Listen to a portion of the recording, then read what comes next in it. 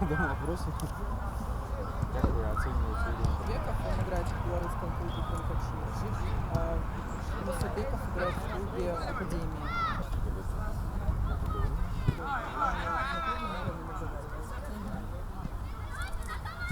Так.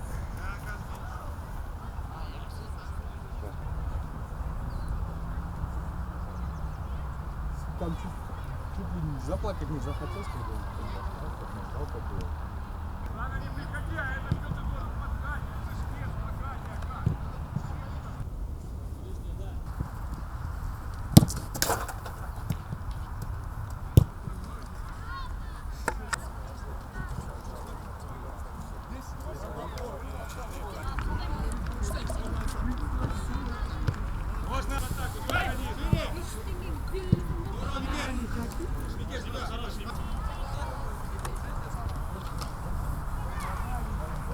Доброе утро, страна.